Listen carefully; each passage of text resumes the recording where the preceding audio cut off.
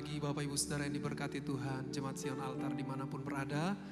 Mari kita siapkan hati kita pagi hari ini, kita mau nikmati hadirat Tuhan. Saya percaya kasih setia Tuhan besar dalam hidup kita. Mari kita mau menyembah Tuhan. Haleluya Yesus. Terima kasih Tuhan. Terima kasih Tuhan. Engkau baik bagi kami Tuhan. Terima kasih buat anugerah-Mu dan kasih setia-Mu bagi kami.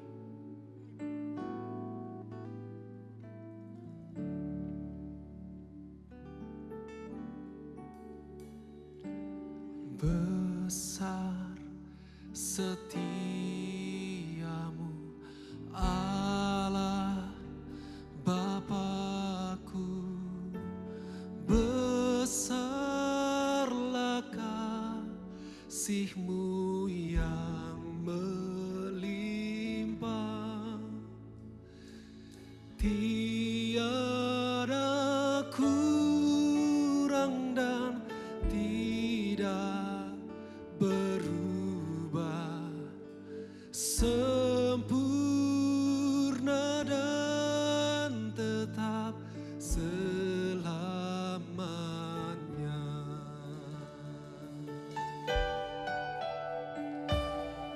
Musim pun berganti, musim apapun, hari pun berganti hari baru. Alam semesta dan semua ciptaan-Mu menyaksikan kasih setia-Mu.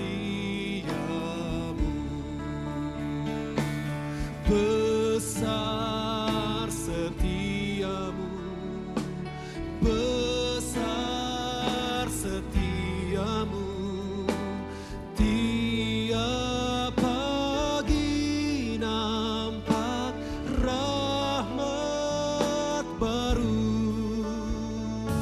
Segala yang ku perlu Kau sediakan.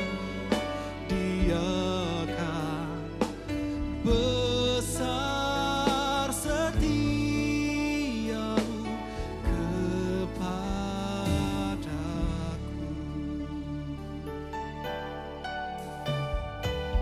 Musim pun berganti, musim apapun, hari pun berganti hari baru. Alam semesta dan semua ciptaan-Mu menyaksikan kasih setia-Mu. Besar setia-Mu, besar setia-Mu, tiap pagi nampak rahmat baru. Segala yang ku perlu Kau sediakan. Besar setia-Mu kepadaku. Terima kasih Tuhan. Terima kasih buat rahmat-Mu yang selalu baru bagi kami Tuhan. Haleluya. Oh, kami bersyukur.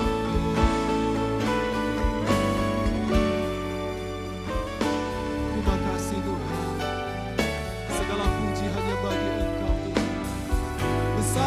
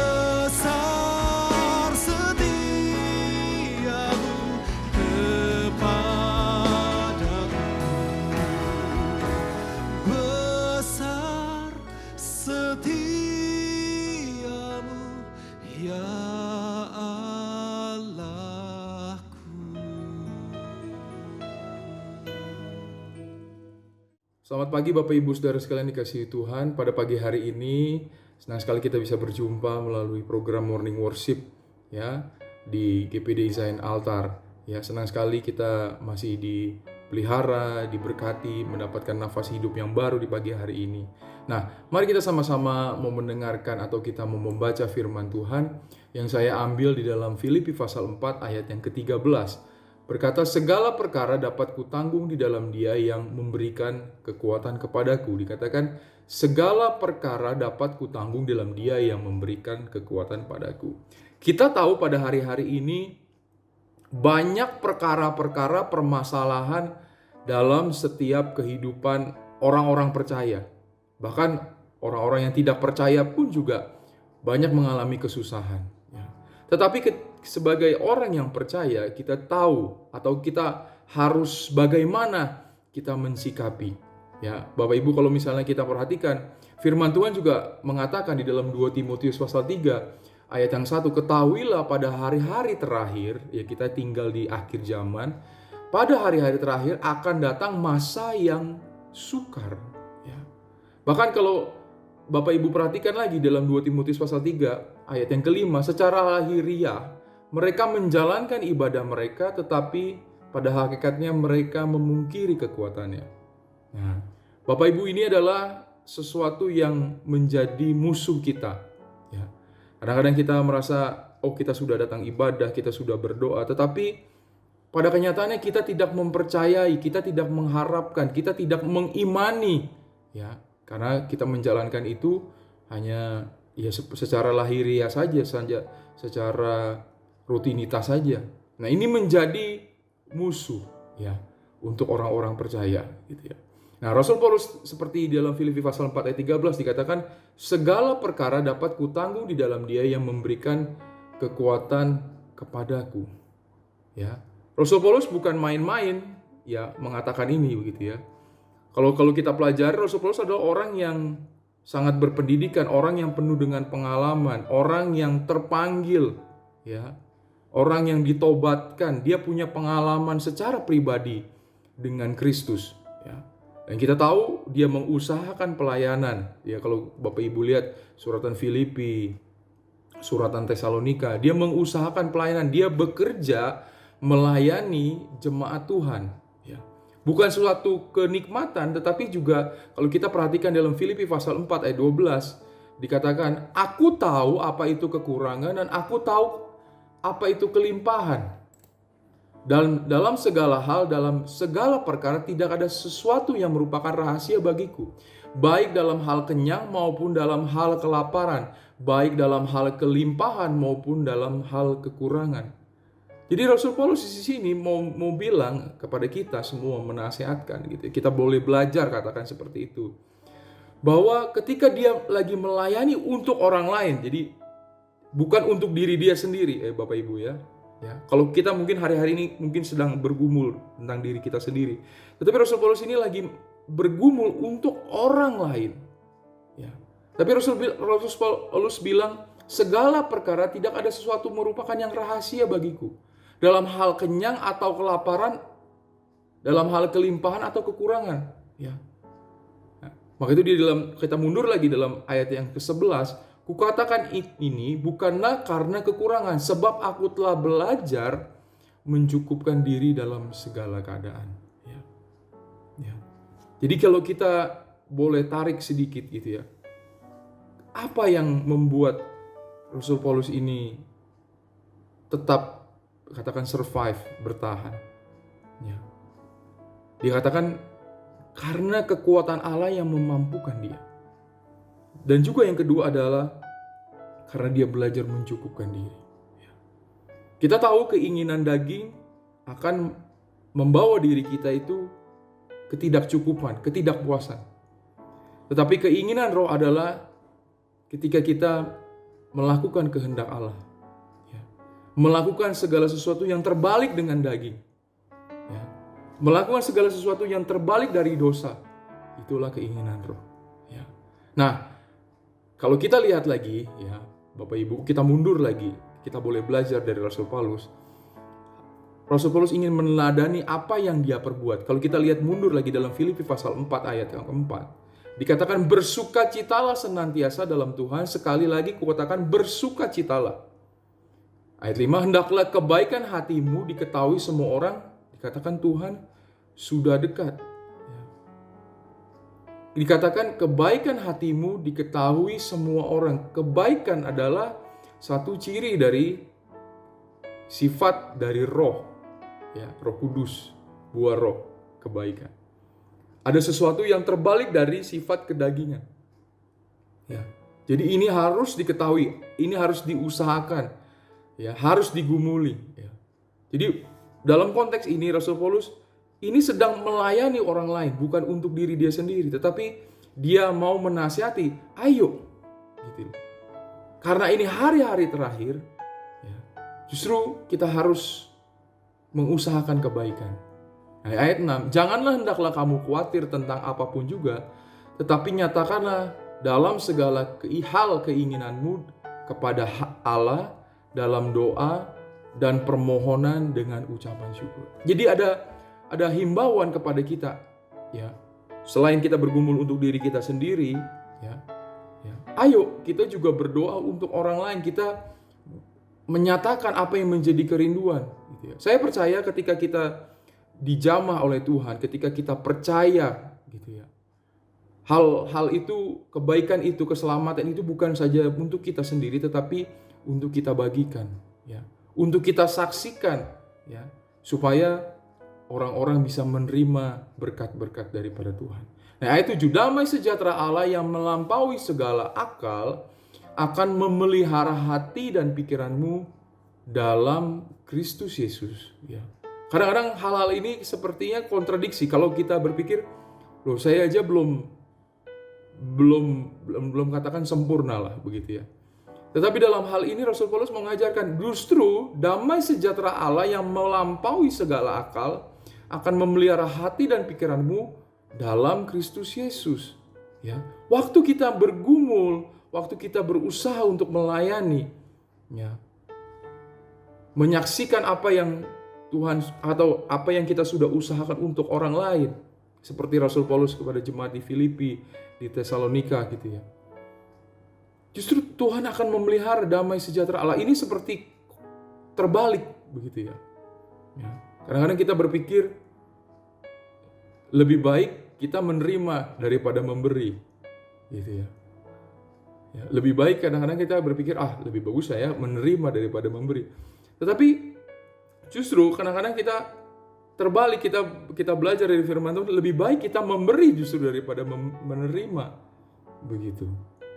Ya, ketika ada orang yang memerlukan tumpangan, ya, kita berikan tumpangan. Ya. Justru hal-hal ini sepertinya Tuhan ajarkan gitu. Sama seperti Kristus juga datang ke dunia. Kalau saya secara logika, dia adalah Tuhan yang maha kuasa, tidak berkekurangan apapun, tidak perlu apapun, tetapi dia memberikan hidupnya, memberikan teladan hidupnya untuk berkorban untuk kita semua. Ya. Bapak Ibu, beberapa minggu lalu kita boleh merayakan Paskah, dan itu bukti dari cintanya Tuhan. Bukti dari ini loh, saya memberikan teladan. Nah, di dalam ayat yang ke-8 Filipi pasal 4. Jadi akhirnya saudara-saudara, semua yang benar, semua yang mulia, semua yang adil, semua yang suci, semua yang manis, semua yang sedap didengar, semua yang disebut kebajikan dan patut dipuji, pikirkanlah semuanya itu. Jadi kita harus menjaga hati kita, segala, kalau boleh katakan bahasa sekarang, overthinking, kekhawatiran, kita harus eliminasi. Kita masukkan firman Tuhan, kita masukkan pengharapan, kita masukkan keyakinan. Mungkin hidup kita sekarang sedang bergumul untuk diri kita sendiri. Tetapi percayalah gitu ya, ketika kita ikut teladan dari Rasul Paulus, terlebih kita bisa mengikuti seperti Kristus, ya. Ketika kita berkorban, ya. Sama seperti Kristus, ketika dia berkorban akhirnya dia ditinggikan oleh Allah Bapa. Tuhan mengingat, Tuhan lihat ketaatannya dia. Ya. Jadi Mari kita pelajari. Dan ayat 9, dan apa yang telah kamu pelajari, apa yang telah kamu terima, dan apa yang telah kamu dengar, apa yang telah kamu lihat padaku, lakukanlah itu, maka Allah sumber damai sejahtera akan menyertai kamu. Bapak Ibu, berdoalah. Ya.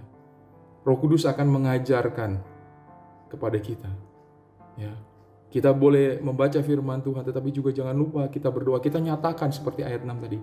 Segala keinginanmu, segala apapun yang menjadi permohonan kita, Roh Kudus akan mengajarkan, ya, karena itu sifat daripada Roh Kudus, akan mengajarkan segala sesuatu yang mungkin kita lupa, mungkin kita kurang pahami.